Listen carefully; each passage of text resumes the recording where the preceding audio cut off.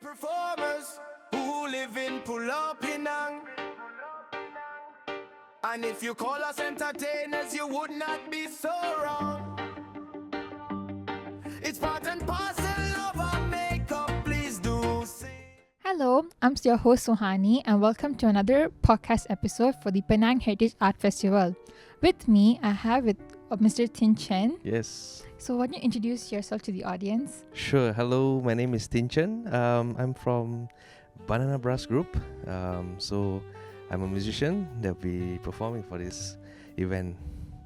Alright, Yeah. so Banana Brass, right? Yes. Very unique and very catchy name for your group. Mm-hmm. Can you share the story of how you came up with this name? Oh, right. Sure. First of all, when we mentioned the name to almost everybody, first thing we'll catch them is smiling, Banana Brass.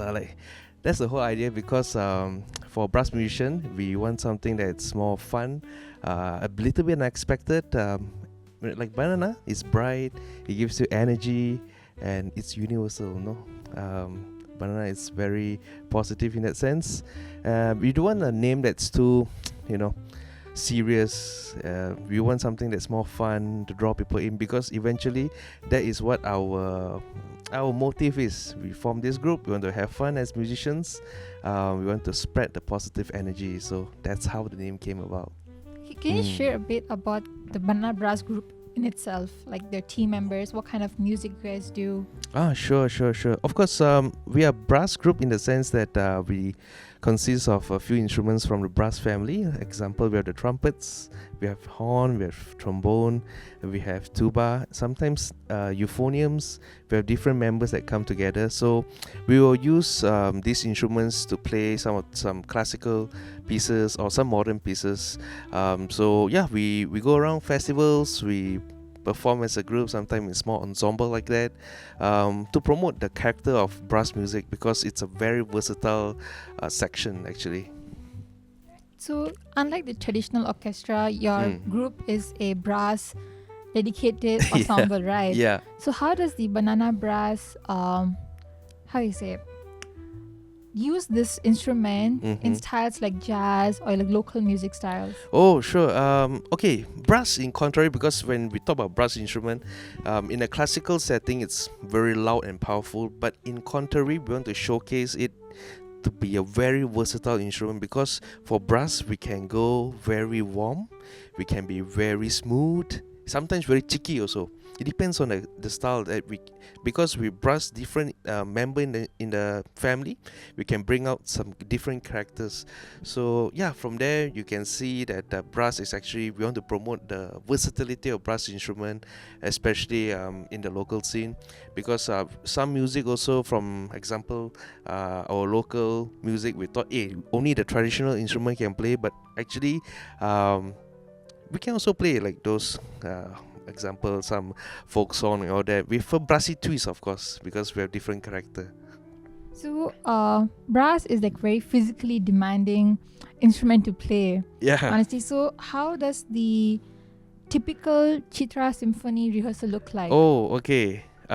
It's perfect for somebody like me because it's half workout, half music. So yes, we sit there most of the time, but it's actually quite intense in the sense that because brass is a wind instrument, eventually we will use our air to produce most of the tones.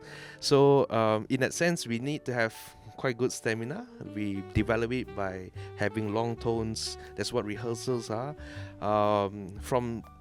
Because we work as a team, we will need to synchronize some of the articulation, the dynamics, eventually the vibe of a group. All that is in the practice, in the rehearsal. We will practice all this, and physically, it's we need to work on, example, some techniques on our example. I'm a trombonist. We work on our positions.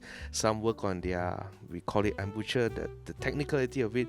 All this in a way technical, but it's very fun because it's challenging to us, and we want to also make sure our peers like in the same level.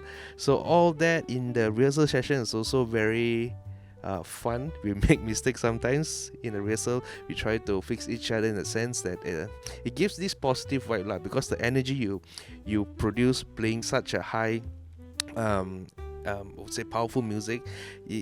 After a session, especially like maybe after a long day, you kind of like in a way breathe out all your stress and so on. It gives you a very feel good, but of course you're also you're working towards a common goal.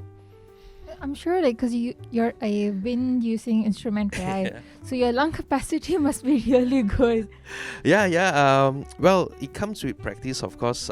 We are how to say, trained to use a certain part of our body to really take in as much air and to release it according to maybe the musical phrase and so on. The best case is we can have more stamina, like if you have time to work out and so on, that will really build your stamina to another level, because for example some instruments that you need to hit those higher notes and so on, or the lower notes, you need a certain technique and airflow to reach those. So that's where the rehearsal is all that, really to self-check, like, hey, I cannot hit a certain note, I need to work on for the next week. So it gives yourself a bit of target to hit. So and of course we try not to overdo it, yet we still want to deliver the best result we can. So usually, how long does your rehearsal take? Well, we try at least once a week, typically a 2-hour session, because most of us are working adults, so we have our commitments. But once we come together, we will try to fit as much as we can. And weekdays, the non-practice days, we will try to work on those specific parts so that when we come together, we will be on point. Right. Yeah. So can you share with our audience what you'll be playing and when for this Penang Heritage Art Festival? Yeah, be on 2nd of May. We are from Banana Brass, so you will be presented with a mix of exciting program from the Banana Brass, because we have classical, some modern twists. So especially for first-time comers, it will be something surprising and something pleasant for you to go back with.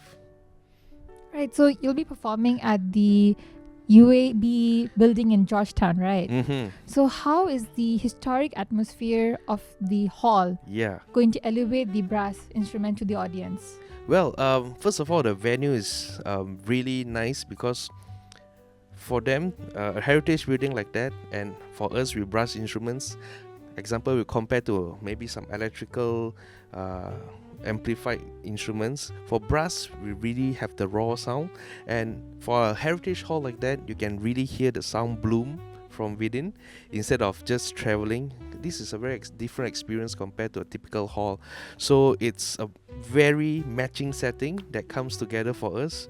And of course, heritage building have this classical look to it with our brass instruments. It's a very nice match, and we believe we try to feel the atmosphere with as much soundscape we can with our brass instruments. That is really a good venue for us to bring that experience, the whole experience, to the audience. So this is the first time we'll be performing at the UAB building? I think so. So where else have you performed previously? Well, interestingly, we perform in some of the smaller halls also. We even take it to the streets of a beach street that time when, so we are quite also like shopping malls too. It depends on like Christmas events and so on, because we don't require much setup. We just need to have our instrument and we just go. That's the versatility that we have. Because of our group, it's not like a 20 packs group. Sometimes we have 5. We also have like about 10 packs sometimes. So it depends on the hall. So we have multiple venues lah. We also perform together, perform before in that time the Penang pack.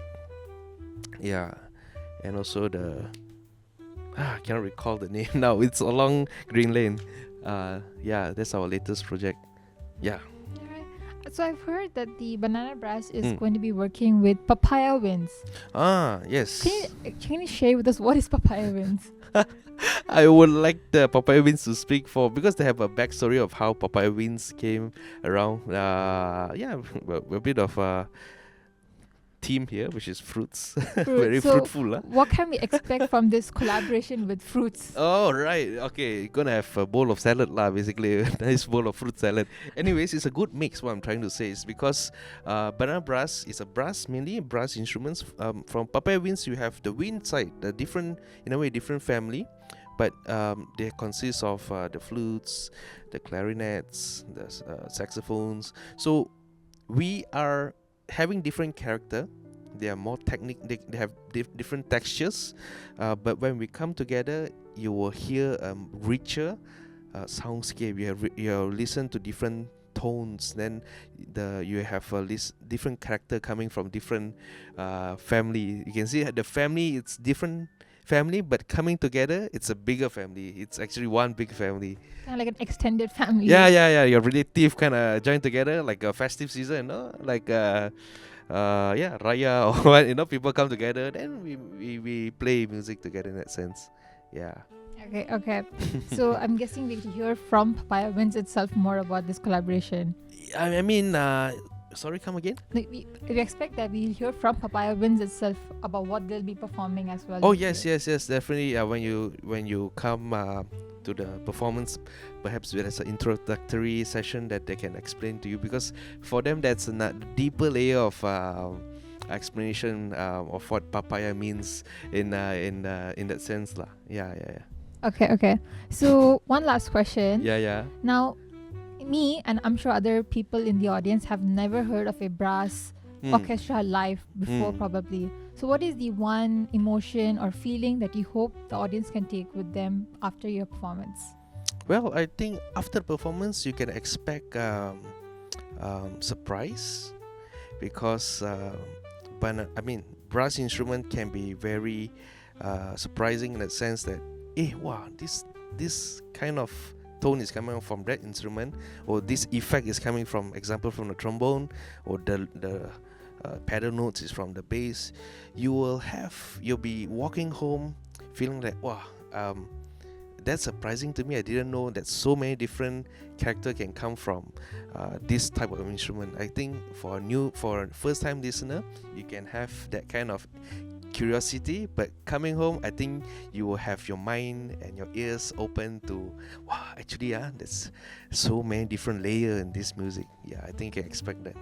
All right. Yeah. So before we end this session, Sure. is there any message you'd like to share to the audience to get them to come and watch your show? Oh, sure.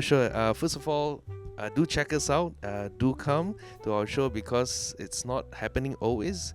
And do support our local music scene, because it really gives us the energy and the vibes to keep doing this, because this is what we feel needed in today's quite uncertain world. We need beauty, we need positive energy going around, and events like this is what makes living meaningful. So hope you can join us in person, and you will have a good time with your friends and family. See you there. All right. Thank you, Mr. Chen. Thank you, Sue. So that's all for today's episode. Thank you for listening in. See you in the next episode. Thank you. The troops, the